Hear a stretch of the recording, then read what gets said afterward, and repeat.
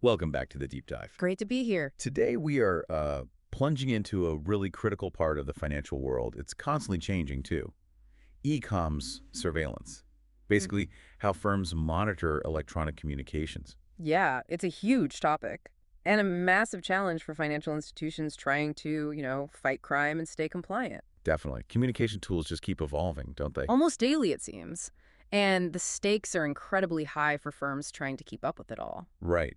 So for this deep dive, we're drawing on excerpts from eComms surveillance FinCrime intelligence. Good source material. Our mission today, to really unpack what electronic communications surveillance or e-com surveillance actually is, why it's so crucial, um, non-negotiable really, in finance now. And the tech involved, too. It's getting quite advanced. Exactly. The tech, the big hurdles firms face, and importantly, how it all fits into that bigger picture of catching financial crime. Because think about it, in a world where deals might get discussed on chat, advice happens over video, market insights fly around in voice messages, How do firms keep track? how do they possibly monitor everything to make sure no one's breaking the rules or, the law? It's the sprawling digital haystack. And finding those needles of misconduct, that's the job. That's the core task. So, yeah, let's dive in. Okay, let's start simply then. Yeah. What exactly is e-comms surveillance? Well, at its heart, it's the practice of capturing,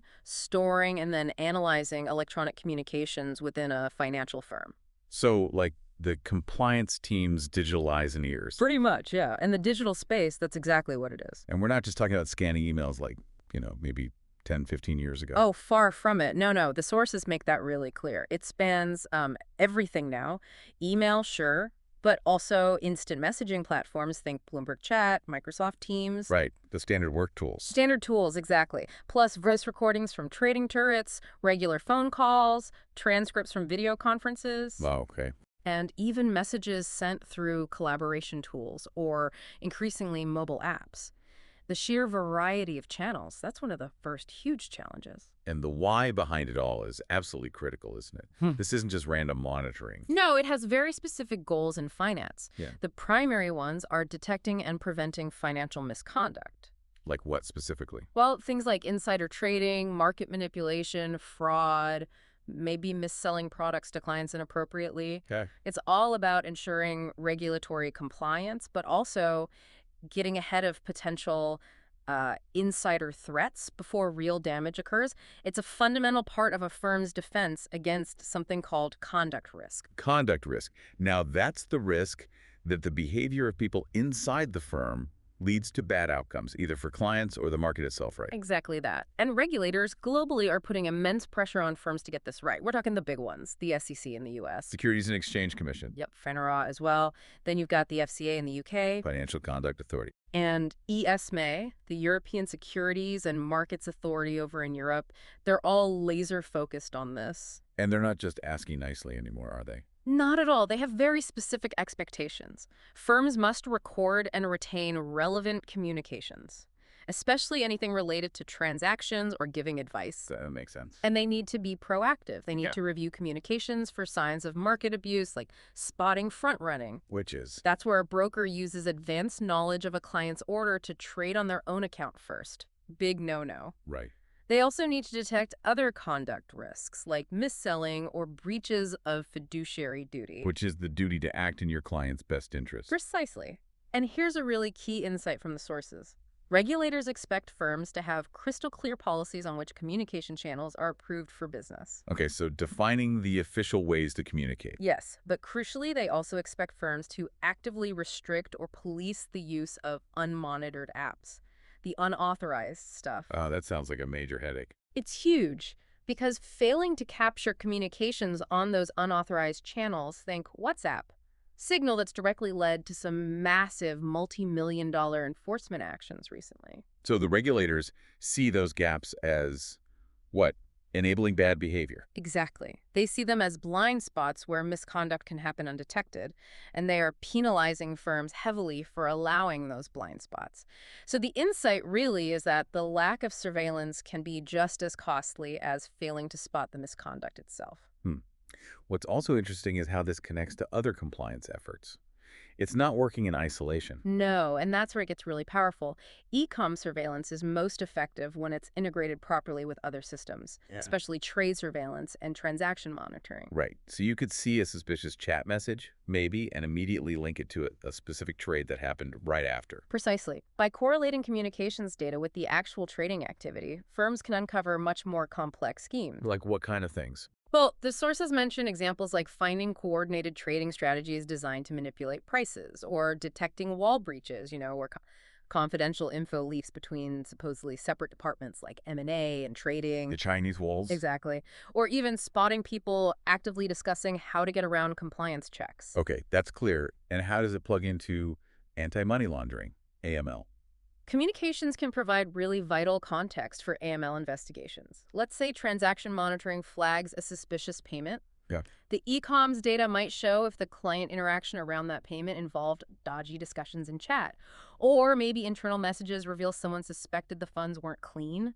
It adds that human element, the intent layer. That the raw transaction data might miss. Exactly. So the insight there is that eComms can add the why or the how behind suspicious financial activity flagged elsewhere. This level of analysis, it sounds like it's way beyond just keyword searching for, insider info or something. The technology must be pretty sophisticated now. Oh, it really is. Modern e-com surveillance relies heavily on quite advanced tech, natural language processing (NLP), Right. machine learning or ML, and artificial intelligence, AI-powered analytics. Okay, can you break those down a bit? Like, what do they actually do in this context? Sure. Think of NLP as teaching a computer to actually understand human language, not just read the words on a page. It can grasp meaning, context, sentiment. So more than just matching keywords. Much more. Then machine learning and AI, they allow the system to learn over time what kinds of communication patterns look suspicious. It does this by analyzing massive amounts of data. So it gets smarter on its own. It gets better at identifying risks without needing someone to explicitly program every single possible bad scenario. So instead of just looking for the phrase insider trading, it might spot subtler patterns that suggest it could be happening. Exactly right. These tools identify suspicious phrases, sure, but they go further. They can detect, say, sudden changes in tone between people. They can recognize code words that teams might develop. They can flag individuals or behaviors as risky based on their past communication history. And they can prioritize the alerts they generate based on how risky the system calculates the whole context to be. So compliance teams aren't just drowning in alerts. Well, that's the goal. The sources even point to capabilities like recognizing the meaning of specific emojis. Really? Emojis? Yep. Analyzing file attachments automatically. And yes, even attempting to distinguish things like sarcasm or subtle intent in a message. Detecting sarcasm by AI. That sounds incredibly difficult. It is incredibly difficult. But potentially quite revealing if they get it right. Both difficult and revealing, yes. The insight, I think, is that modern surveillance aims to understand the nuance of human communication, even in these short digital forms, because that's often where the real intent to deceive might be hiding. But it must require incredibly careful tuning. Absolutely. Because, let's face it, human language is messy, ambiguous. Getting it right is tough. Okay, so given the sheer volume of data, the variety of channels we talked about, the complexity of that tech, what are the biggest challenges firms are actually facing when they try to implement and run these systems effectively? Oh, the challenges are significant and multifaceted. First, as you said, there's the sheer volume and complexity of the data itself. Just too much stuff. It's an ever-growing mountain. Every message, every call, every video meeting generates data, and a lot of it is unstructured text, voice, across maybe dozens of different platforms. Capturing it all, storing it securely, analyzing it consistently, that's a huge operational lift. And then you mentioned earlier the elephant in the room, Mm. people using unauthorized channels. Yes. This is arguably the most acute challenge right now. It's directly linked to those massive regulatory fines we talked about. So employees using their personal WhatsApp or Signal for work chat. Exactly. Oh. Using unapproved personal devices or those encrypted messaging apps for business purposes, it just creates critical regulatory blind spots. If the firm can't monitor it, they can't supervise it. And regulators are saying that's just not acceptable anymore. Not acceptable at all. The insight here really is that employee behavior, trying to find workarounds, is often the biggest vulnerability. It can bypass even the most sophisticated surveillance tech if the communication happens off-platform. What about the system itself? Can it get overwhelmed or cry wolf too often. Definitely. That's another major challenge. The problem of false positives and alert fatigue. Too many alerts that aren't actually problems. Right. If the system isn't tuned perfectly, which is incredibly hard to achieve and maintain, it flags a huge number of perfectly innocent communications as potentially suspicious. Which must swamp the compliance teams. It creates a flood of alerts they have to manually review. Sifting through all that noise, it's time-consuming, costly, and there's a real risk they could miss genuine risks just buried in the volume. Alert fatigue is a serious issue. And finally, there must be massive legal and privacy hurdles, right? Yeah. Especially with things like GDPR. Absolutely critical. Firms have to navigate this really complex web of data protection laws like GDPR in Europe, but also local labor laws, employee privacy expectations, and these differ significantly across different countries. A global minefield. It really is. Balancing that need for comprehensive surveillance to meet regulatory demands against all these legal and ethical obligations around privacy, it's a constant tension. The insight is surveillance isn't just a tech problem, it's fundamentally a legal and HR challenge too. Okay, so faced with all that, Yeah. how are firms trying to tackle these issues? What do the sources suggest are the best practices? Well, it really starts with building a strong foundation. You absolutely need a clear governance framework for your eComms surveillance, Meaning what exactly? meaning clear rules on who is responsible for what, how risks get escalated up the chain, what the procedures are for reviews, for handling issues. Basically, the rule book for how surveillance operates. Like building the scaffolding before you start filling it with data. Exactly. And right alongside that, you need a robust, well-communicated policy on approved communication channels. The point you made earlier. Yes. This policy needs to state explicitly which tools are permitted for business, which are prohibited, and, importantly, what the consequences are for breaking those rules. And you have to train employees on it. Awareness is key. It sounds like something you can't just set up and forget about. Oh, absolutely not. Regular tuning and review of the system's rules, its keyword libraries, its risk models, all of that is essential. Right, because things change. Constantly. Communication patterns evolve, slang changes, the ways people might try to evade detection change. The surveillance system has to evolve too, otherwise it quickly becomes ineffective. And you mentioned integration earlier. Bringing in data from other places like trading systems or HR records must help provide context for alerts. It does. Context is absolutely everything in surveillance. An alert might look suspicious on its own, but when you see the related trade data or know about a prior issue with that employee, it might become much clearer or maybe less concerning. Integration provides that vital context. Makes sense.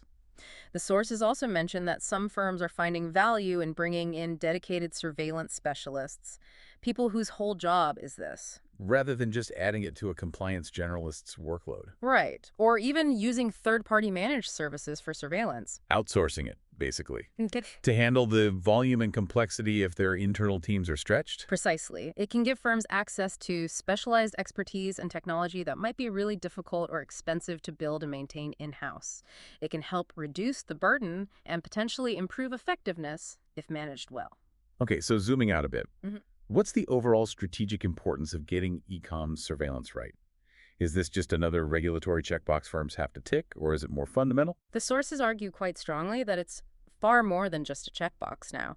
It's seen as a critical strategic component of managing that overall conduct risk we talked about. Right. And preventing financial crime, obviously, but also protecting the firm's reputation, which is invaluable. Especially now, perhaps, with hybrid and remote work being so common. Does that change the game? That's a really key point highlighted. Proactive surveillance is even more essential for identifying emerging risks that can pop up when your workforce is distributed. Harder to supervise when people are in the office. Exactly. So good surveillance helps maintain a culture of accountability, regardless of where employees are physically located. And it's crucial for demonstrating to regulators that the firm still has control over its operating environment, even remotely. So the insight is, yes, remote work basically amplified the existing eComms challenges and made having this capability even more non-negotiable. You know, thinking about this, it feels like it's moving beyond just finance, doesn't it? These principles apply to how digital communication is monitored in any regulated industry. That's true. The tools and challenges are spreading. And what does it mean for all of us when tools like AI can potentially detect Things like shifts in tone or maybe hidden intent or even, as you said, sarcasm in a text message or an email. Well, it means the potential for insight is growing exponentially, doesn't it? Firms could theoretically gain a much deeper understanding of not just what was said, but the underlying intention, the context, the sentiment behind it. Hmm. But it also really sharpens that tension we discussed earlier. Where do you draw the line between necessary monitoring for legitimate risk management and potential overreach into employee communication and privacy? It's a very fine line. Hmm. Which leaves us, and you listening, with a pretty significant thought to consider as we all navigate today's digital world. Yeah. Given this rapid evolution of communication tools we've discussed and the increasing sophistication of AI surveillance capabilities, And the relentless regulatory pressure for comprehensive monitoring. how will financial firms and perhaps other regulated industries to successfully balance that critical need to prevent financial crime against the evolving landscape of employee privacy expectations and those increasingly stringent data protection regulations like GDPR? It's a complex balancing act, isn't it? It really is. And it Yeah. feels like it's only going to get harder to navigate, Yeah. something to definitely keep an eye on.